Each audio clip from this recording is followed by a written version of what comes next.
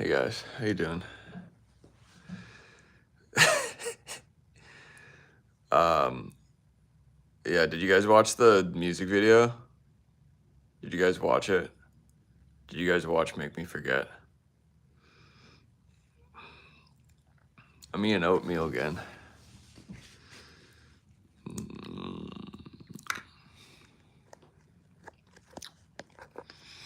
All right, we're doing a Q&A. As soon as I get like 100 more people in this live. If that doesn't happen, I'm leaving the live.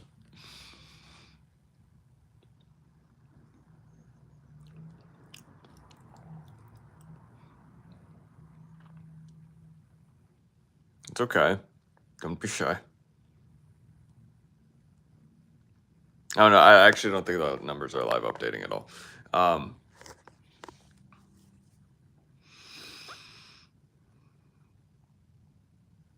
Oh, cool. None of it's sent in order. That's great.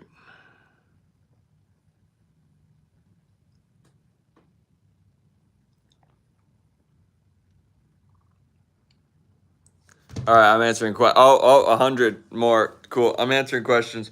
Fucking let's see. DK dot Jade with an X asks favorite music video of yours cannot be Make Me Forget. Well, Make Me Forget is definitely up there. So I would probably say. I mean, oh yeah, that video was fucking crazy. I do have a really soft spot for Freak though, just because that was like when I started taking it like seriously, and I mean it shows that was like the best one for a while. Yeah, or Freak. Next question. Do you produce the music yourself? If so, what program and why? Yeah, I produce all the beats myself, all the instrumentals I do. I actually also do production for other artists sometimes, just because I actually consider myself a producer before anything, even though I am an artist and a singer and all that stuff. But I really started out with production, and I started on Ableton. I'm still on Ableton. And to answer the last question, if so, what program and why? Was the why to why do I produce my own music, or why to the program? The why to the program is I don't know. That was just what I was exposed to when I was like 14. I know everybody I knew was on FL Studio, um, and all the old heads were on Pro Tools. And I know a lot of people who still use Pro Tools, and a lot of people actually in the industry that moved to Pro Tools after starting off on either FL or Ableton. But Ableton, just the workflow of it, just something about it is just like boom, boom, effects, effects, effects, effects. Oh, you got a completely different sound. It's like I don't even have to touch like Serum or actually like route anything, because all the routing takes place like post. Yeah, Ableton. Yeah.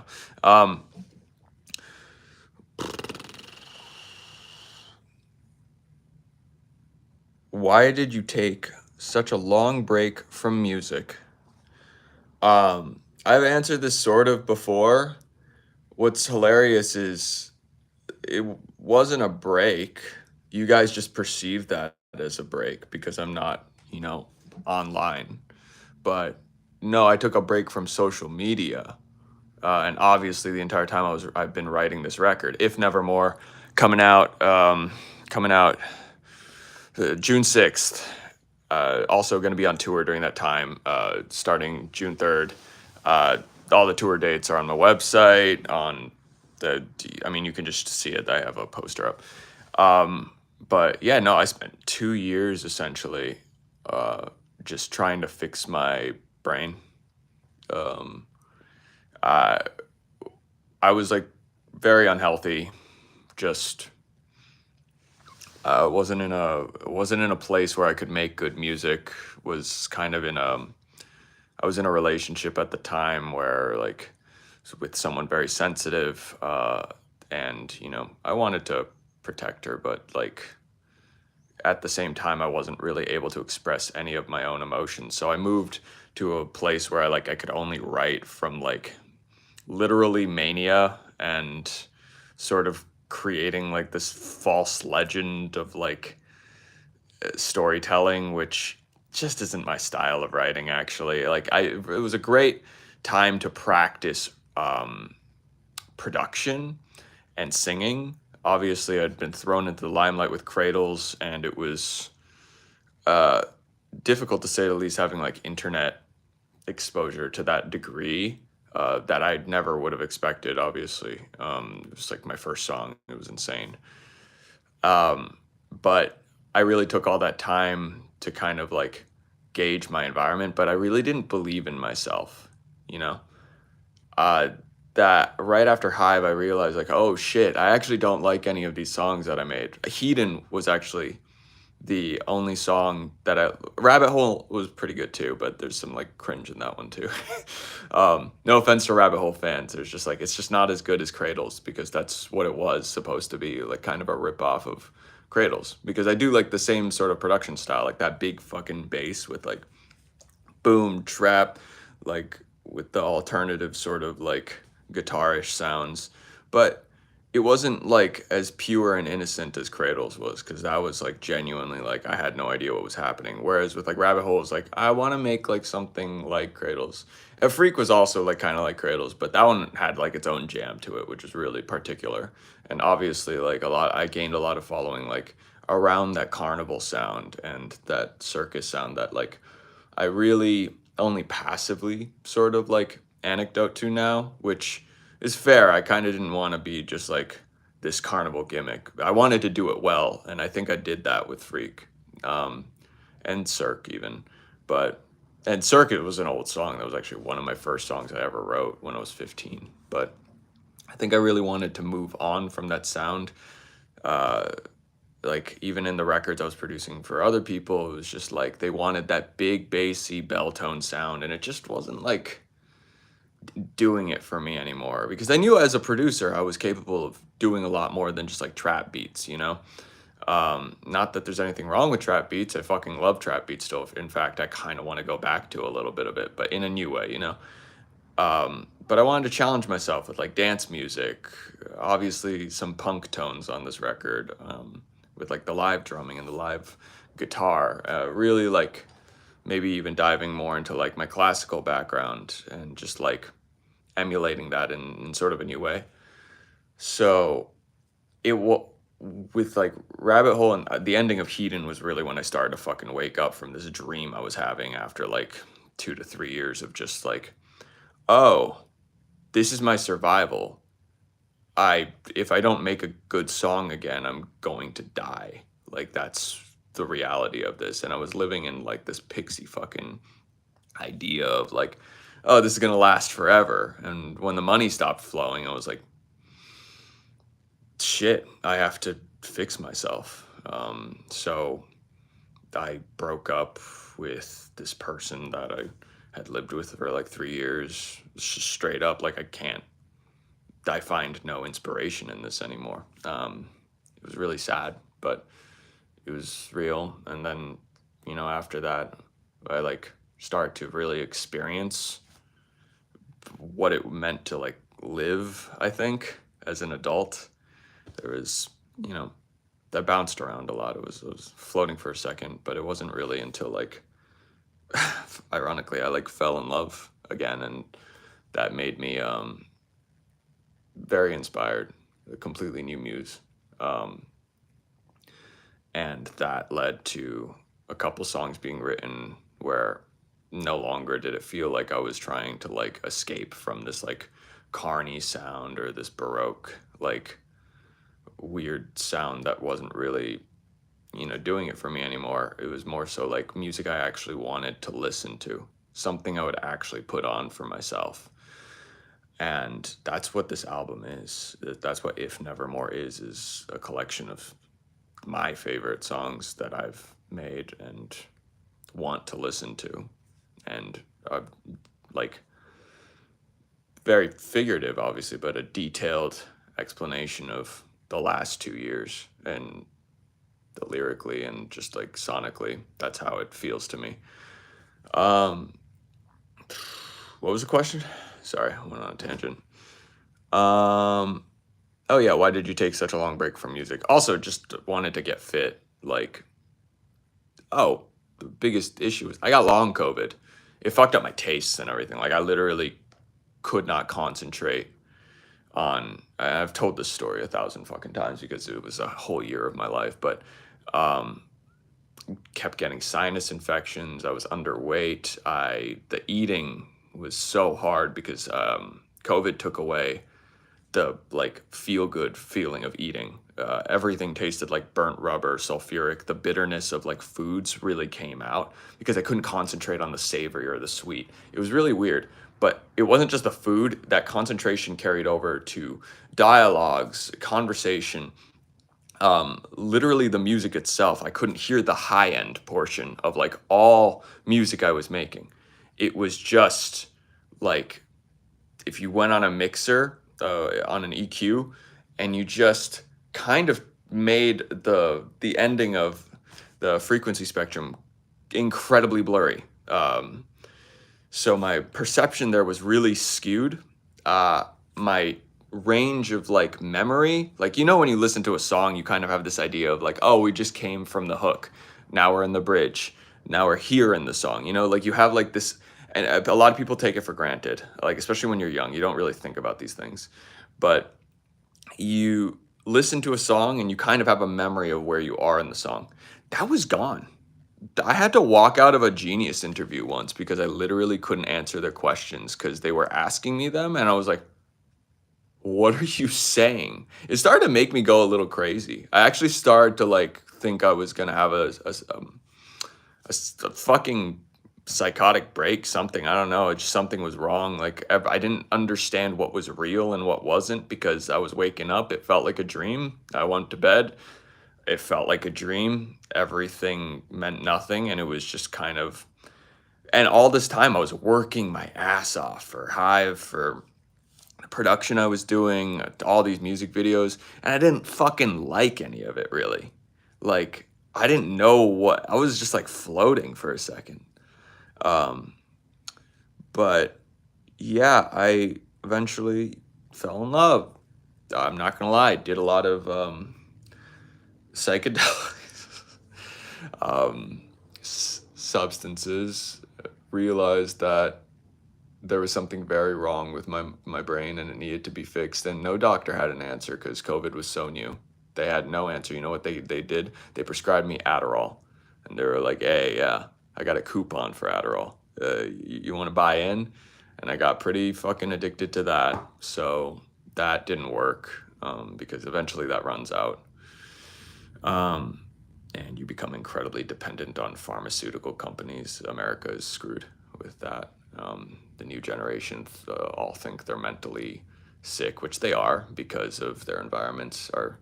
Everyone is domesticated. I'm not going to go on a tangent there. Anyways, the point was I wanted to get control of my body again. I wanted to get control of my mind again. So I weightlifted, got real big and strong, started eating right, stopped fucking postmating every single meal, which was killing me slowly but surely. Started just genuinely paying attention to what was going into my body because you become what you put into your body. And also just being very skeptical of like, especially in LA, holy shit, like the amount of like people predating, like the predatorialness of like healthy eating, like, oh, you should try this like vegan thing, it's gonna like it's way healthier, man, like, and then it turns out like 10 years it's like actually causes cancer. Like no. I like to look at the empirical data of what we've been doing for the last 15,000 years and think, how can I make that work inside a building in a city? Concrete jungle, baby. All right, next question. I'm sorry that took so long. That was just like a really, if never more, June 6th, Anhedonia tour, tickets on sale, fucking, yeah, June 3rd to June 26th. It's all of June. Next question. Next question. Next question. Give me a sec. Um, what's my favorite track off Hive? I just said that. Uh, the ending of Hedon. I'm not even gonna say all of Hedon.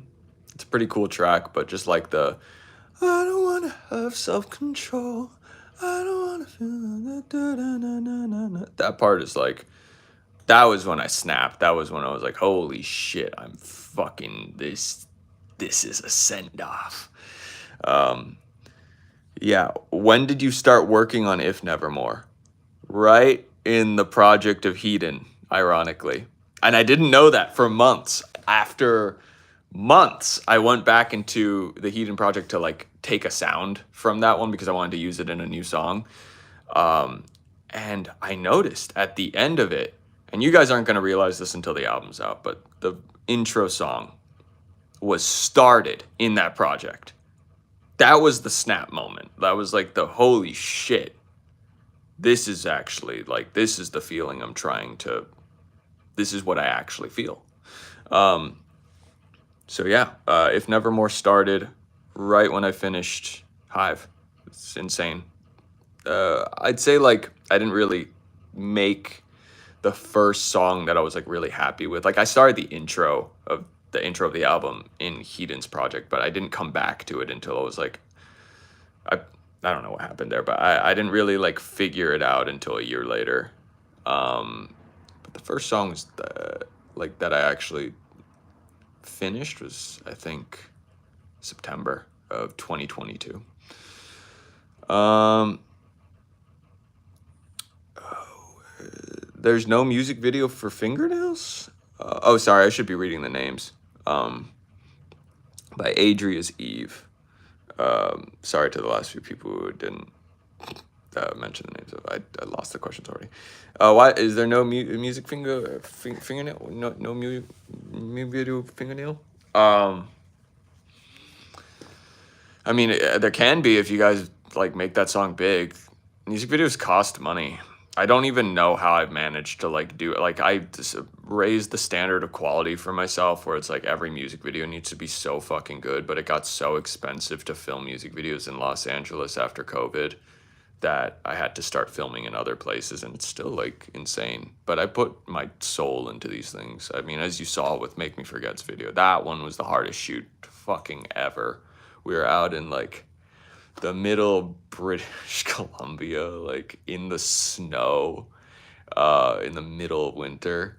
And I was like, well, you saw the cowboy outfit. I mean, that fur was comfy, but it was definitely not thermal wear. And I wasn't able to wear thermal wear because it just showed through the clothing slightly. I mean, we could have anticipated a little bit more. I think it was really like a lot of that shoot was like, we don't know what we're doing, but we do know what we're doing. But oh, Danny's freezing to death.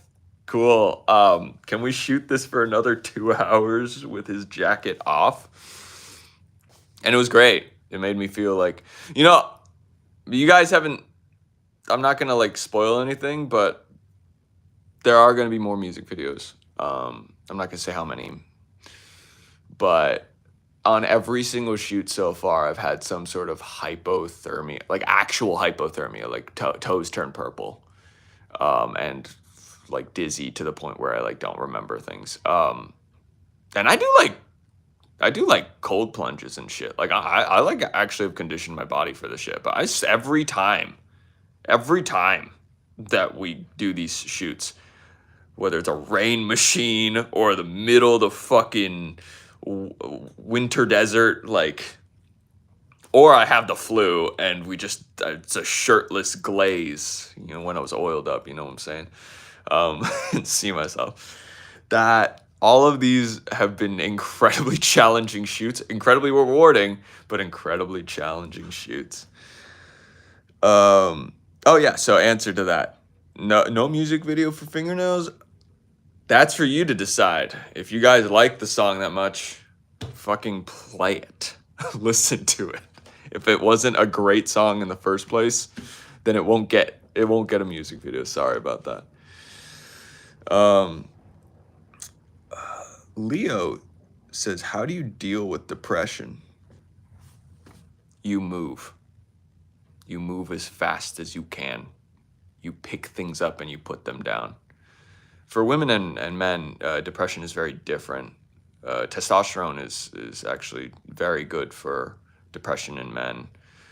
Um, it's the world's a little weird right now, and it's like kind of hard for everybody to tell what is illness and what is real and who they are. And obviously, the internet and phones have caused a crazy schism, an imbalance. I don't even want to say chemical imbalance, it's just an imbalance, like flat out.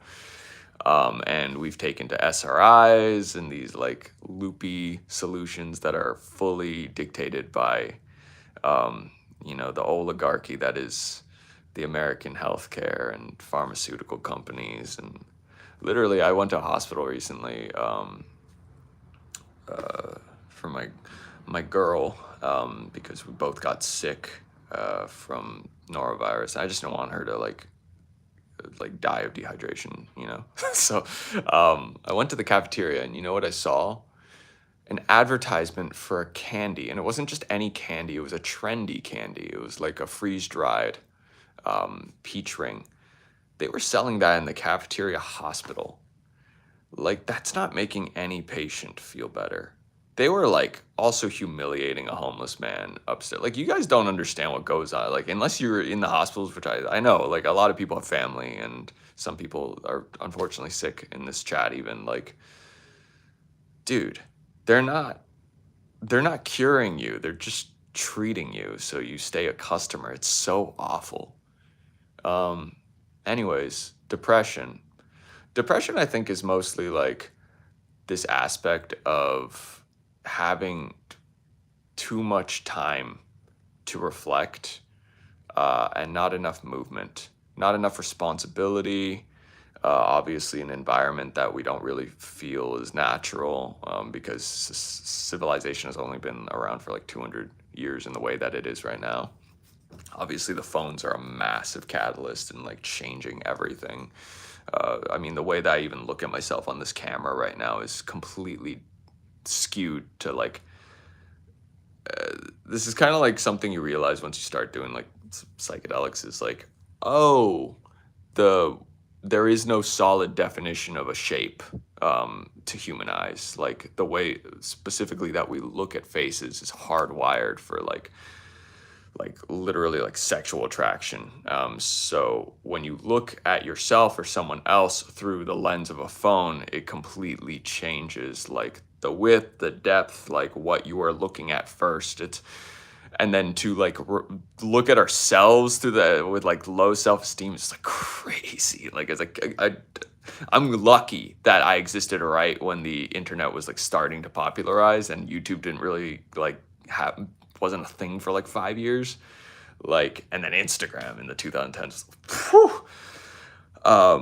No, I experienced part of it, but I also remember the time before it. I feel terrible for the kids that are born into the Matrix right now. A lot of you might be that, and I just need you all to stay skeptical. Stop saying you're mentally ill, even if you may be. Like, you need to actually, that's the first place to stop being depressed. Stop saying you're depressed. Stop telling people you're depressed. That's what I used to do. I used to be on, you know how many SRIs I've been fucking on? You know, I used to take an antipsychotic to go to sleep every day because my psychiatrist was like, oh, you can't sleep as a 15-year-old? Let's put you on an antipsychotic. They don't have your best intentions. Don't trust doctors. This is not an irresponsible thing for me to say if any parents are watching. You should not be trusting doctors nearly as much as authority. I'm not telling you how to parent. I'm just saying there are bad doctors, there are good doctors, but all of them need to make a living. Yeah, snake oil. Yeah, all that shit just dulls the mind. You need to move. We have so much time to think. We need to use that time to find responsibility, care for things, do stuff. Don't be trapped inside. Like literally go outside, get some sun.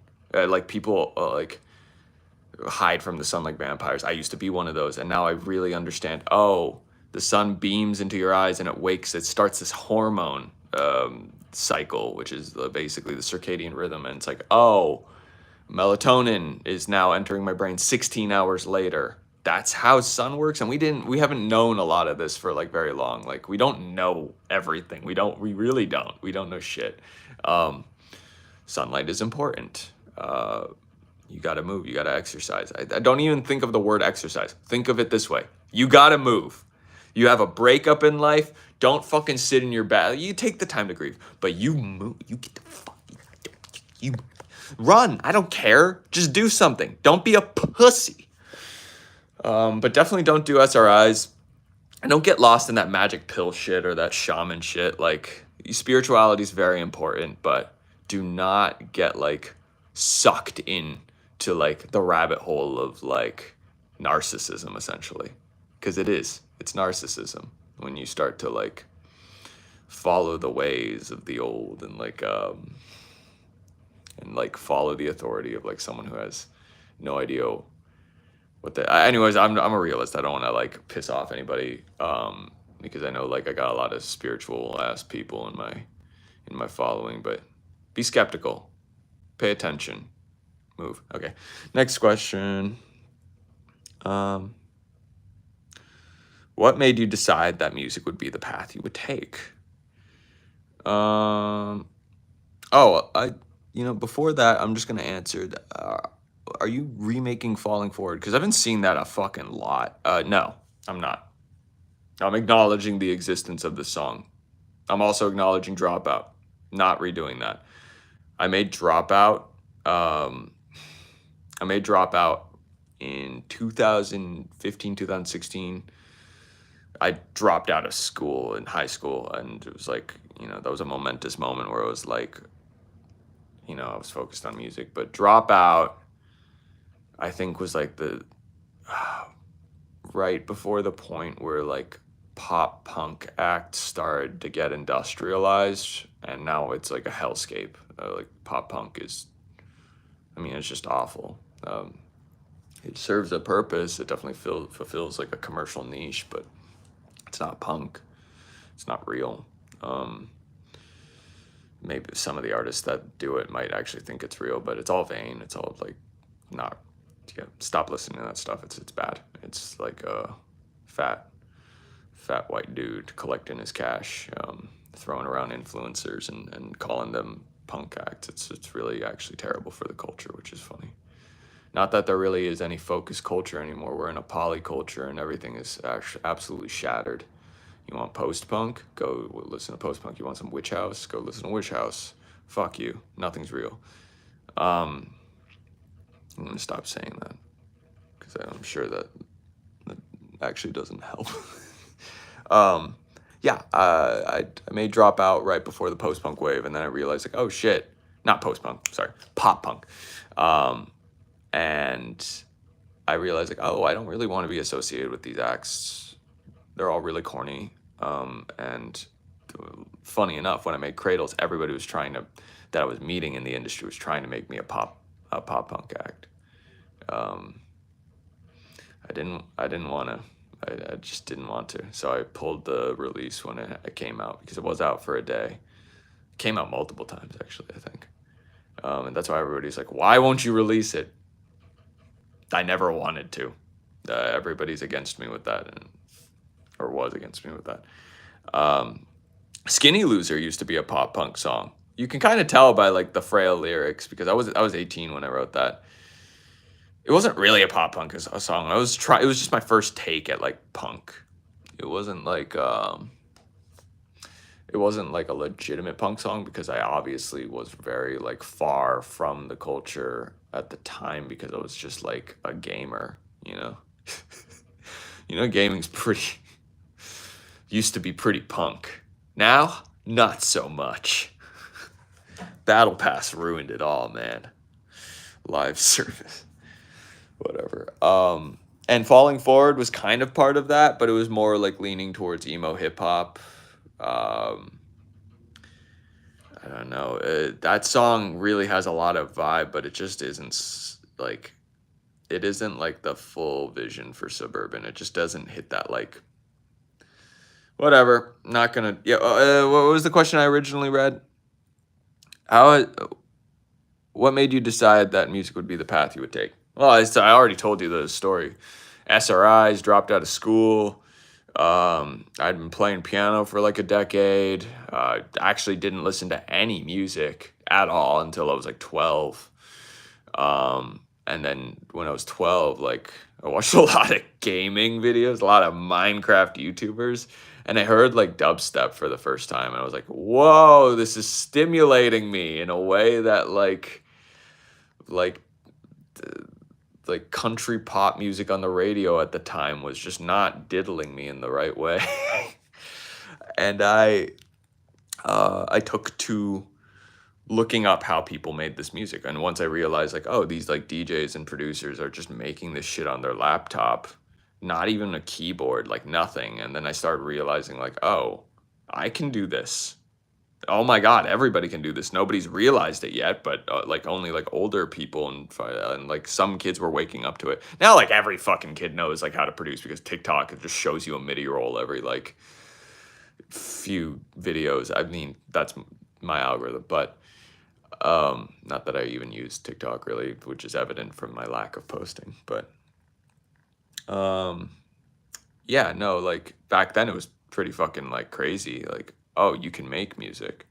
Then I learned, and I just self-taught myself everything, and I'm glad I made that decision. I mean, it was scary. Like I dropped out of school illegally, essentially, in the state of New Jersey. Child services came. It was a whole fucking thing, and I just like refused to go to school. And I mean, I could have, a lot of bad shit could have happened, but my my parents believed in me. I mean, my dad more so than my mom at the time, because my mom's Taiwanese. It's a cultural thing, you know. It's fair. I was kind of like a failure at the time, but I stayed away from drugs at the time. Brain was still developing. and and I just made music, and eventually it clicked. It just made sense. I made the song "Broken." Um, that one did well, but nobody knew who I was because I was on it with another person who I'm not even gonna say anything about that. But then I made Cradles, and it all just like kind of made sense, and then it didn't. Now it makes sense again. Um, Next question. Oh wait, that question was I need to read the from Mimi. That was the oh, Stray Kids STA1. When am I gonna get a chance to take you out? Like shoot me in the head? Take me out how? I'm gonna start wearing a vest. I don't trust you people. Oh, like on a date. I'm too expensive for all of you.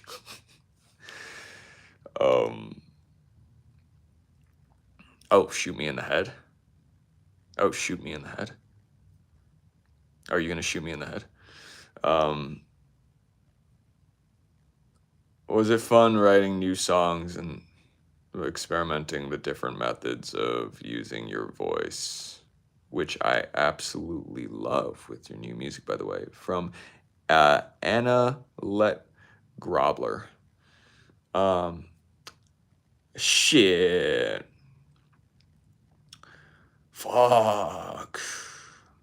Sorry, I'm kind of overwhelmed by the chat. I haven't read like a lot of this. Let me see when. I'll go through some of these after, since like at the end I'm gonna go through all the chat questions. Okay, so stick around. But right now I'm gonna prioritize the people who were in my Instagram broadcast channel and on my Laylo. Those are my real fans. You guys should sign up for the Laylo. And Instagram join the broadcast channel. It's just much easier for me to reach people. Like I don't have to go through these essentially a third party, which is the algorithm, and give you like a tasty picture of my face and cock and balls. I like really don't like entertaining these systems that are just like for other people's gains, because it's about the music and the shows. And if you guys want like updates. Those are the two places you want to go. Okay. So sign up for that shit. I got links everywhere. Oh yeah, Analyte Grobbler. Was it fun writing new songs, experimenting with different methods of using your voice, which I absolutely love with new music? That was also another thing that changed over 2 years. I learned to like actually sing. I think I always knew, but I thought my voice was like really nerdy, but it was just because I wasn't using it like to the emotional like potential that I could. That's the thing with like singing with like a breathier voice is like you can't hit those notes. And I realized that, so I don't know, I just started unleashing the beast. and it sounds fucking sick. So I'm glad that like you guys are enjoying it, because that's like actually how I want to sing, you know, unleash the beast on all of you. Okay. Furamimi again. Oh god, you got a couple questions on here. I liked your questions, Furamimi. Is there a song or album that you feel is a tribute to your younger self? Definitely Thrill Seeker, because I like that was my first project, and I made all of that shit when I was like literally 15 years old to 18 years old. That was my younger self. As far as on this album, Skinny Loser and See Myself, definitely, because those were also written when I was 18. I'm 25 now.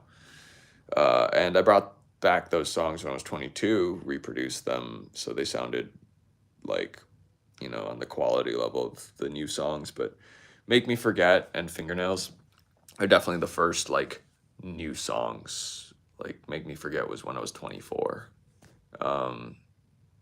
Yeah, shit's wild.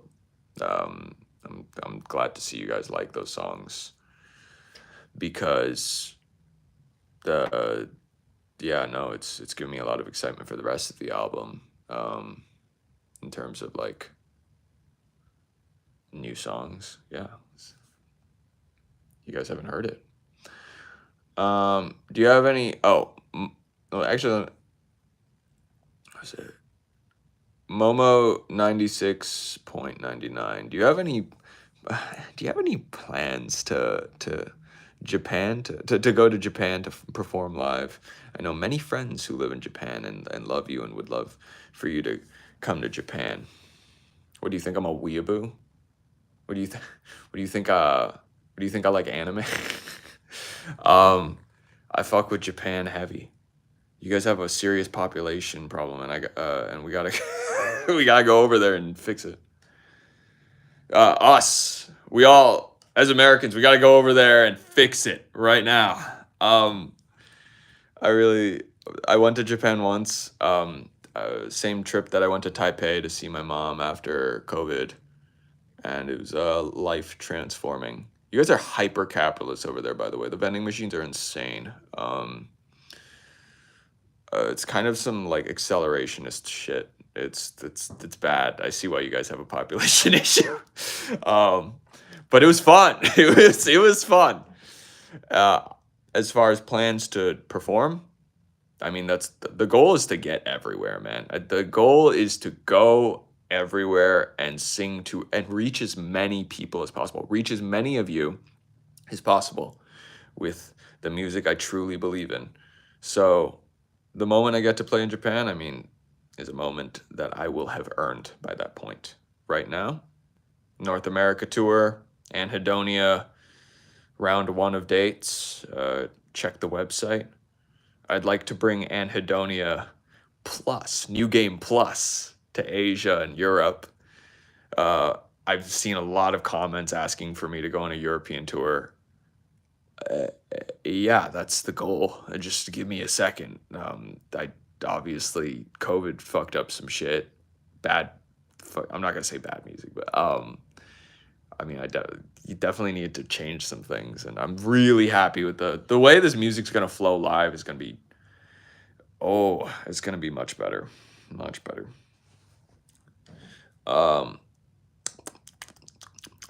Not so funny. The Dog Lord. What is your creative process with writing? Do you wait for inspiration to strike, or do you just kind of force yourself to write something and hope it works out? My creative process sort of involves me banging my head on the wall until it happens, you know? Just just rhythmically banging my head on the wall. Very hard. Um, no, my actual creative process, yeah, it is waiting for inspiration to strike. I have some discipline around writing music, but it's hard to write music every day and not hate writing music. um, that's why I like producing for other people sometimes, is like it takes your mind off of your own narcissism and the projection for like what your project is to turn into. It takes time to like reach inside my mouth and pull these things out, you know? It's, you know, like fist my own throat, you know, reach into that heart. Good. Make music. That's the process. um, do you wait for, I mean, I do force myself. I have to. There is a level of guilt, and guilt is the most useless emotion. But there's a level of guilt that is uncontrollably dense sometimes when I have went like months without writing music, and I have blocks where I go months where it's like, am I ever gonna write again? Am I ever gonna do it like that again? And then it just suddenly snaps. I'm like, oh shit, I wrote Make Me Forget. That shit's good. Um, that was like the last. No, I've written others since then, but that was the last song that I submitted on this album though. So it's cool that it came out now.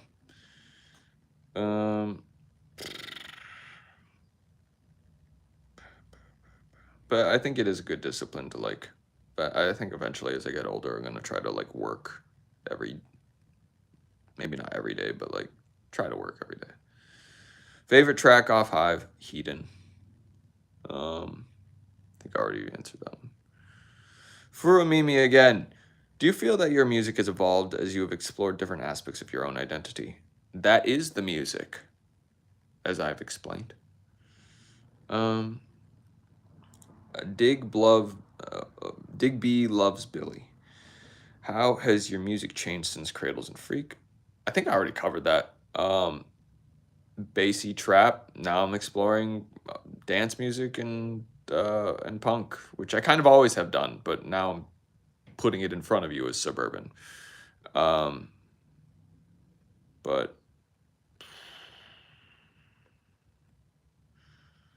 will you be adding more tour dates? Sincerely, someone from Colorado.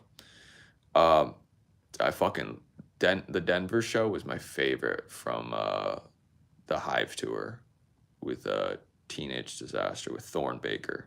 You know, I like his real name so much more. Thorn Baker. Teenage Disaster. What a disaster. That tour was crazy. We all got so sick.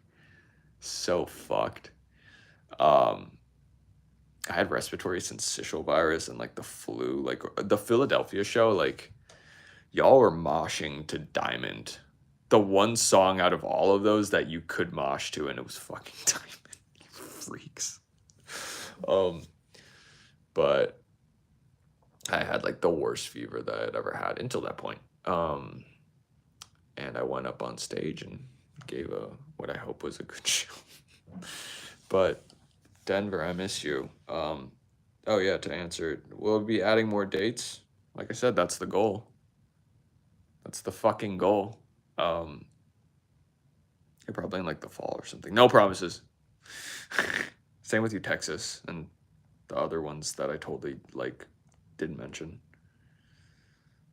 What if I just didn't do Texas after that?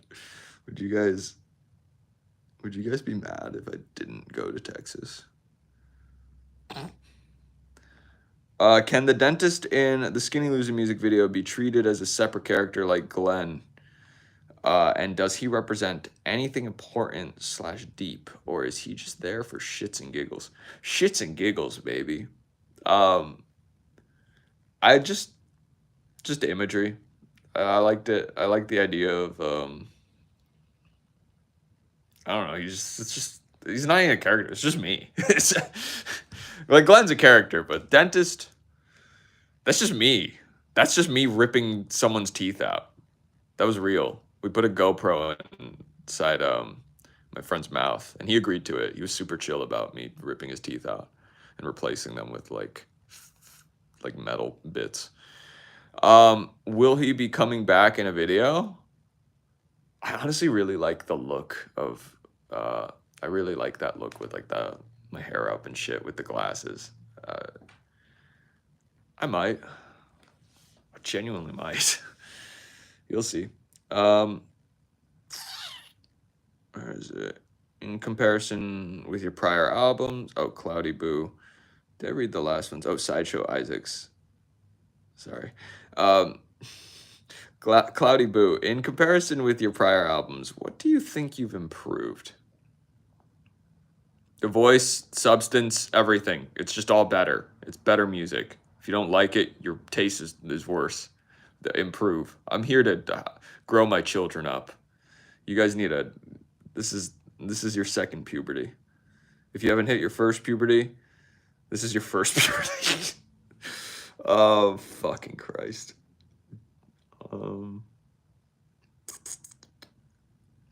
I like this question. I ate all your candy.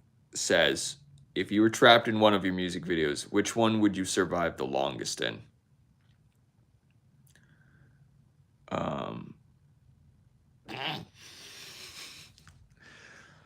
I mean, every music video is kind of like either running away or me chasing someone. It's either two, either both. I think Glenn is actually indestructible, so probably. Oh, but that's like considering if I even am Glenn in that universe. I'm Glenn.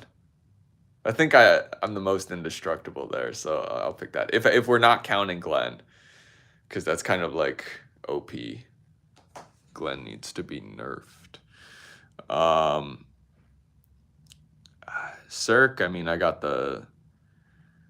gambling and tentacle sex, man. I mean, what's not to love there? But I also survived a giant eldritch tentacle slamming me against the pavement. So maybe I have a good chance in that one. But he's taking a lot of risks. That version, he's taking a lot of risks with heists, with big bank heists. Ooh wee.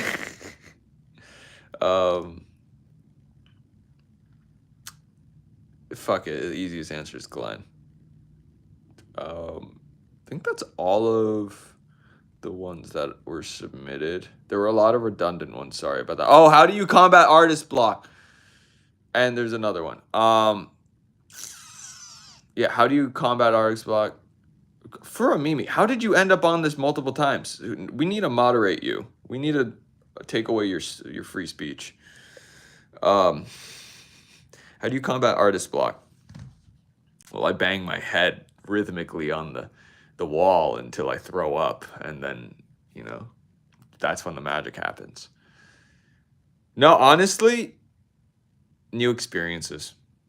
Like traveling is a huge one. I don't travel enough. In some internal travel, if you want to talk about the substances and revisit that subject again. Though there was a point in my life where I definitely got a little too dependent on, being in a psychedelic state or any sort of like lucid state of mind. I will say, I figured out that some of the songs on this album that you're gonna hear, and I'm not even bullshitting, I came up with like in my sleep.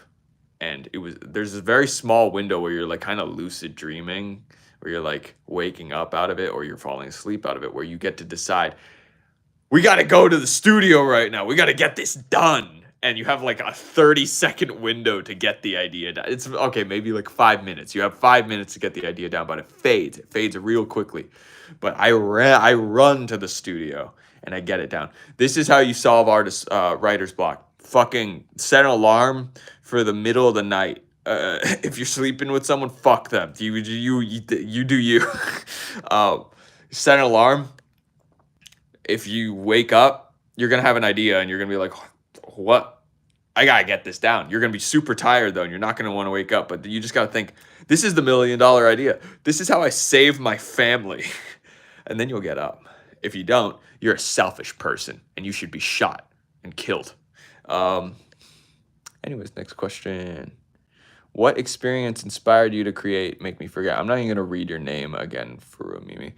Um, yeah, so the lyric idea for Make Me Forget actually started like in 2022, but it was a worse song. It ended up evolving into what it is now. But damn, we've been going for 51 minutes. You guys just listening to my schizo ramblings. What was I saying? Oh yeah. I went through a crazy breakup. It was pretty much my first adult relationship. Real painful, whatever, that stuff. Started to discover myself after that. Was no longer on autopilot, was really like trying to, commit to free will, acts of free will. And I found myself in Vegas one night where I got hustled by 3 Cuban strippers for thousands of dollars. Like, they went in my banking app and they like paid themselves out. It was crazy. I was blackout drunk. I was young as shit. I was 22, man. They were all in like their 30s and 40s. It was crazy. But it literally made me forget. It made me forget. And yeah, no.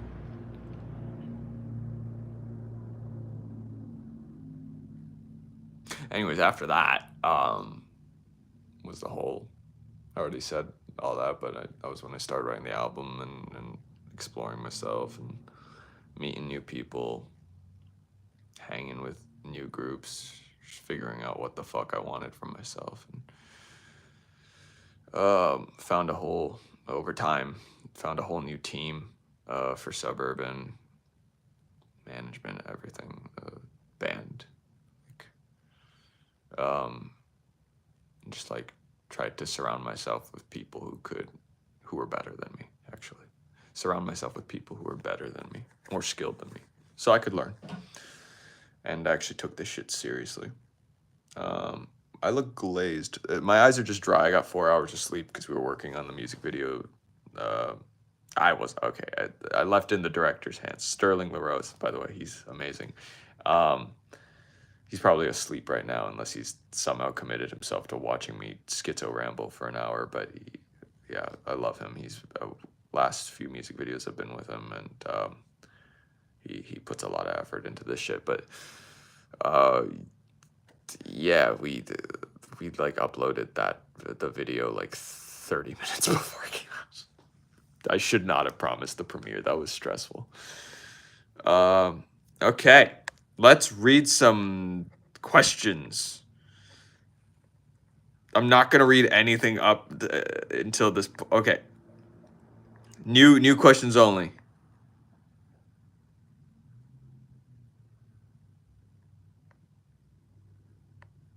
Sorry, I'm gonna be silently scrolling until I find a good one. Do you listen to your own music? Yeah. But not in the same way that you would listen to like a record for like, for funsies. Though it is fun to listen to my own music, obviously, because I like my own music. But when I make a new project, I spastically listen to it. I pitch it up and down. I try to like listen to it in different keys, so I like make sure that it's good. But I definitely put it on to like get lost in it sometimes, maybe. But I think it's more so like preparation for like tour, honestly. To get lost in it in front of you guys. You guys want to come, you guys want to buy tickets to watch me get lost in it? That's what you're going to be witnessing when I come to your town. Yo, I'm coming to your hood. I'm It's gonna get lost in it in your hood. What made you create KMS? Maybe all the SRIs my psychiatrist when I was 15 was pumping into me. Did I think that was a good idea for a song at the time? Yeah, I was like, ooh, shock and awe. I want to kill myself. People haven't heard this one before. And Lil Peep and XXXTentacion just died. They just perished. So that was like, and then I released it like 2 years late. And then I didn't like it anymore. Cool song, but like the progression's good, but like the lyrics are kind of too on the nose, I'd say. um,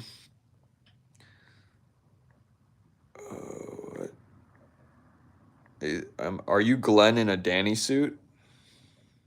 Dun, dun, dun, dun, dun, dun, dun, dun, da, da, da, da.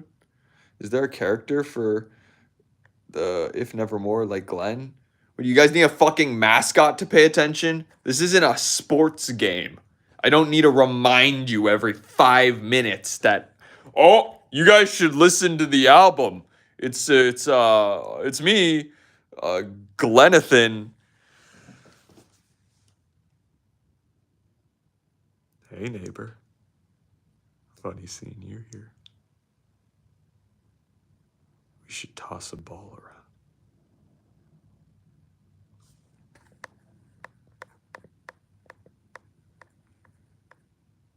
Glenathan.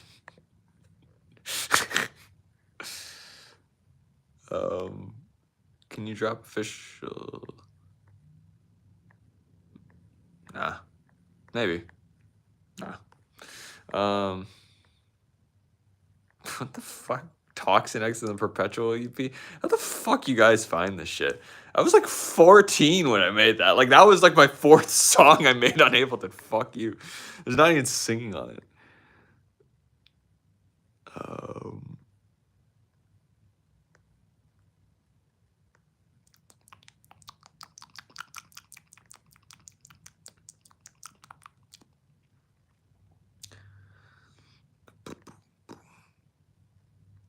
Name us 5 songs you listen to besides your own music. I would go to my Spotify right now to check because I don't remember names very well.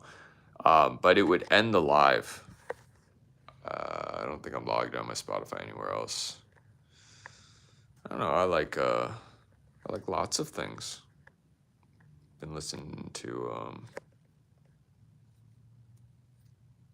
I don't know what I listen to. I don't really listen to anything anymore. Yeah, fuck it. I'm not gonna say this anywhere else. Just on this live. Collab with Melanie Martinez. You think we didn't think of that? You know, funny enough, and nobody's gonna fucking believe me, but Cradles and Freak, I had no idea who she was. I had no idea who Melanie Martinez was. Everyone was like, oh, Melanie Martinez. Bro, I think I heard several ripoffs of her. And I was like, this is the shit. Because I was trapped in the underground EDM community. I didn't know shit about Melanie Martinez. Fucking, I listened to like Dylan Brady and shit back then. And like before that, like, I mean, I can't even remember names. Like just Witch House and shit. You guys ever hear Brothel? Shout out to Brothel. What was it? Melanie Martinez. Yeah. Yeah, we worked once. We worked once together. Fuck it, I'll say it. The 881 of you are gonna get a little secret. Paramore before Aurora was on that. Obviously, I love Aurora. I went on tour with her. She was great. She did an incredible job with Paramore. But that song, before she was on it, originally featured Melanie. For a day. We cut the fucking vocals with Melanie. I don't know if she wants me saying this or not. I don't think it really fucking matters at this point. She's got a whole prosthetic covering her entire face. She can't even see. She can't see me right now or hear me.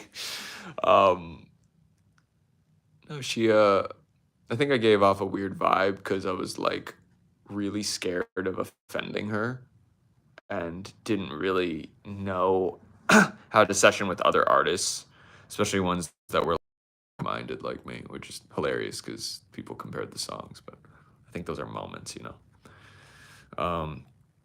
And I think I did offend her. Not offend her, but no, I think she didn't hear herself on the song. That's what happened.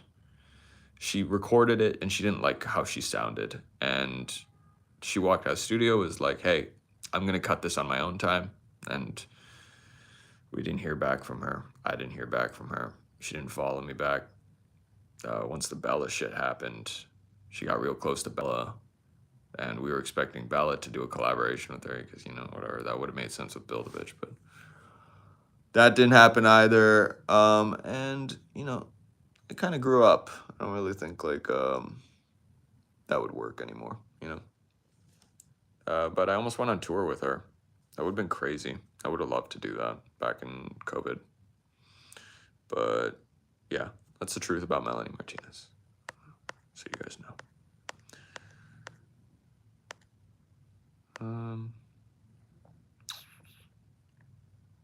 Okay, I'm gonna do like maybe like 2 more questions because we're like over an hour now and I need to go back to sleep at this point, actually.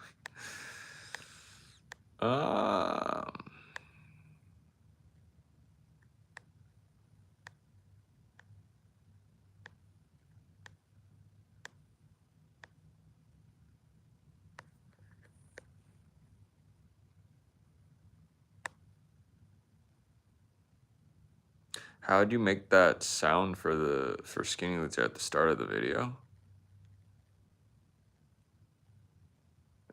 Isn't it just guitar? I mean, I did like some crazy reverb distortion shit on it, but it's just guitar. Why were your old music videos so Victorian based? I don't know, autism. Like we're all obsessed with like when America had identity, and prior to that, when the British had identity. We're all like, I think, brainwashed by colonialism. It's in our blood, man.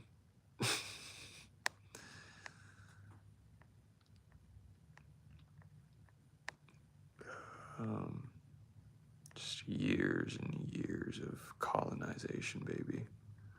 Messes with our heads, with our indigenous heads, baby.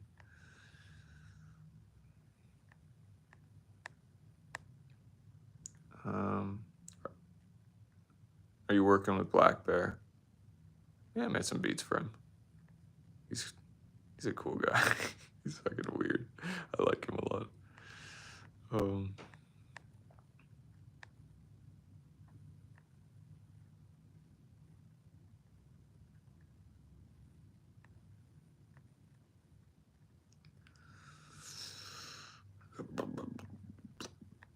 Okay.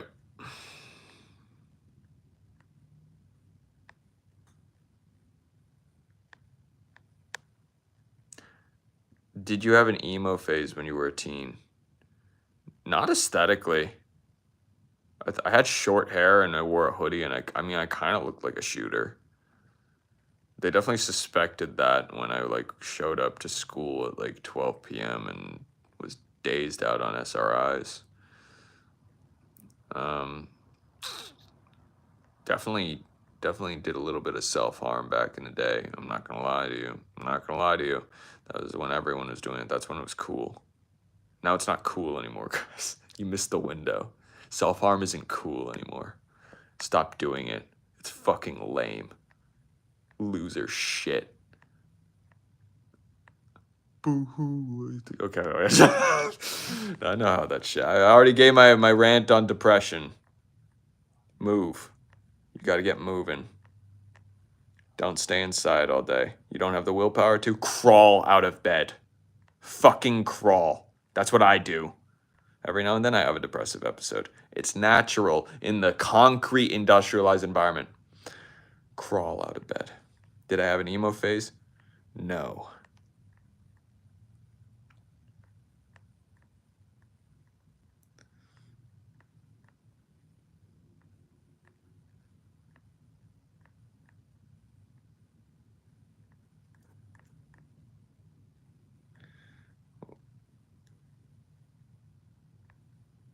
What phases did you have?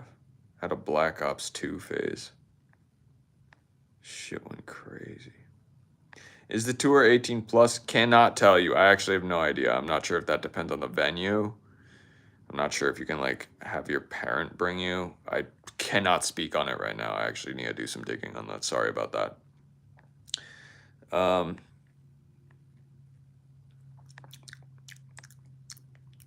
Will you go on a social media break after the album?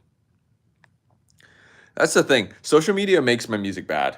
Just like flat out. It actually just like, I mean, it's short-termism. It's literally looking at the trend that's going to disappear tomorrow and thinking, oh, this is going to happen today. It just makes bad music. That's why all music and movies are shit right now. Because nobody knows what the fuck is going on. This shit right here has made it so you guys don't trust the process. You shout bad song as soon as you, I'm not even talking about myself. I'm talking about everything that's happening right now. The moment that anyone drops anything, shows any of the process, some fucking idiot who knows nothing about anything is like, sucks balls. Who are you? This shit is corny. Like, it's like instant feedback is terrible. Let shit sit. Think about 10 years from now. Don't think about tomorrow. Don't think about next week. Have an identity. Jesus Christ. Get off of here, honestly. I'm not saying don't listen to the music. Like, music is great, but don't drown yourself in it either. Like, have your own thoughts. Okay. One more. I'm going to do one more. I'm going to do, oh, well, this isn't a question, but your Audrey Hernandez, your music helps my autistic daughter. Thank you. Thank you. Thank you so much. She's not autistic. She's just creative. Let's start saying that. Let's just call people who are autistic creative, because I know sure as hell a lot of people they're calling themselves autistic right now when they're really creatives. Artists. I'm the autistic daughter. You guys are fucking silly.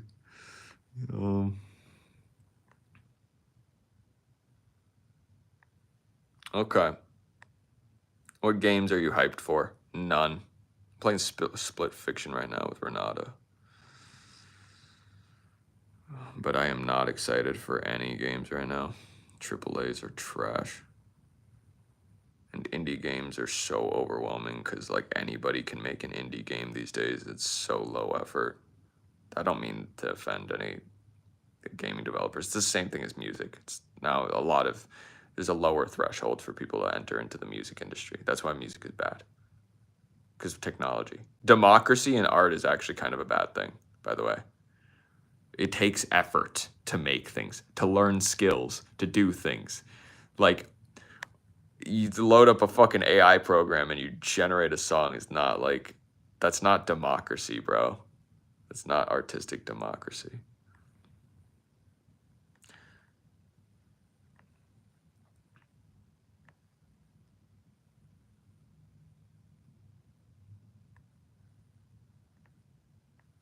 Okay, all right. I'm a little addicted to the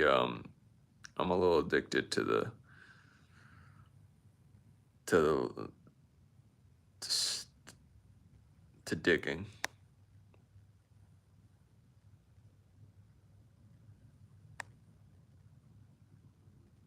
All right, last question. Do I have a daughter? No. Okay, bye.